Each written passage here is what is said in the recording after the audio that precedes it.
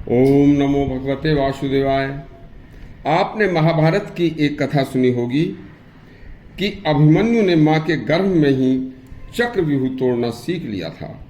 इसी तरह से रामकृष्ण परमहंस जब अपनी माता के गर्भ में थे तो उन्होंने संसार की जितनी भी अशुद्धियां हैं अपने पिता से उनकी पवित्रता के बारे में सीख लिया था। सुनिए, आज की यह कथा परम संत रामकृष्ण परमहंस के जन्म से भी पहले की है।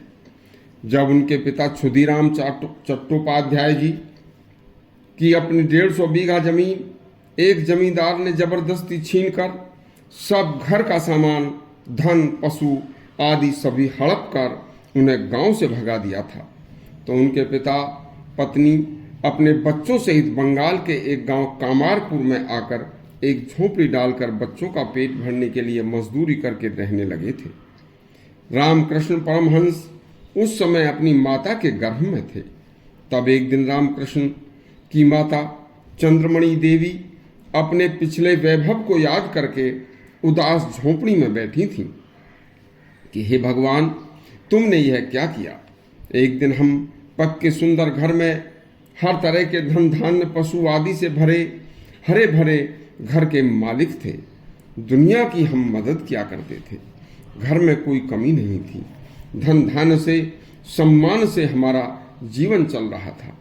अचानक आज पैसे पैसे को और भोजन तक को भी मोहताज कैसे हो गए। पत्नी के मन की बात को विद्वान पंडित चट्टोपाध्याय जी ने, क्षुदीराम जी ने, जो कि अति भगवान के भक्त थे, जान लिया। और उसके बाद उन्होंने कहा कि सुनो, आज जो कुछ भी हो रहा है वह सब हमारे पूर्व जन्म में किए कर्मों से हमें मिला है। और अब पहले जो आपने सुख समृद्धि देखी थी, धन संपन्नता व सम्मानजनक जीवन जिया था, वह भी पूर्वार्ध का ही किए कर्मों का परिणाम था। देखो, जैसा हम पूर्व जन्म में करके आए हैं उसका परिणाम जैसा मिलना होगा वैसा ही हालात अपने आप बनने शुरू हो जाते हैं। जैसा होना होता है बुद्धि वैसी ही होनी शुरू हो जाती है। मनुष्य का मन, कर्म, व्यवसाय, साधन उसी के अनुरूप होने शुरू हो जाते हैं।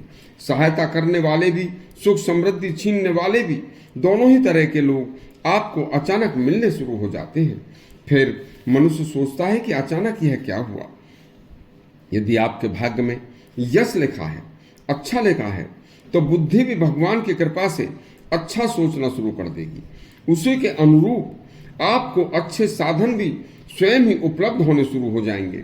यशोवृद्धि वाला व्यवसाय स्वयं ही आपको मिल जाएगा। साथी भी ऐसे मिलेंगे जो मनुष्य की उन्नति में आपके सहायक होंगे। यदि किसी के भाग्य में कष्ट लिखे हैं, अपयश लिखा है, तो उस मनुष्य की बुद्धि स्वयं ही छिचोरी बातें सोचना शुरू कर देगी। घर में बहुत छोटी छोटी बातों पर अपने घर के बड़ों से, माता पिता से लड़ना झगड़ना शुरू कर देगी। फिर उसे कुछ साथी ऐसे मिलने शुरू हो जाएंगे जो उसे कुमार्ग पर धकेलना शुरू कर देंगे। धन उसका बेकार की चीज़ों पर नष्ट होना, बीमारियों पर खर्च होना शुरू हो जाएगा। इसके बाद उसे समाज में सम्मान की जगह अपयश मिलना शुरू हो जाएगा। फिर जीवन में कष्ट ही कष्ट देखकर कहेगा कि हे प्रभु, ये अचानक क्या हुआ। बस ये सब पूर्व जन्मों में किए अच्छे बुरे कर्मों के निर्धारित कार्य हैं। जैसा पिछले जन्म में करके आए हो वैसा ही फल आपको मिलना तय है। पिता की यह सारी बातें रामकृष्ण माता के गर्भ में सुन रहे थे। ये सब उन्होंने आजीवन याद रखा और एक दिन एक सच्चे विरक्त संत के रूप में सुशोभित हुए। कल फिर आपको एक सुंदर कहानी के साथ आएंगे। तब तक के लिए आज्ञा दीजिए। धन्यवाद।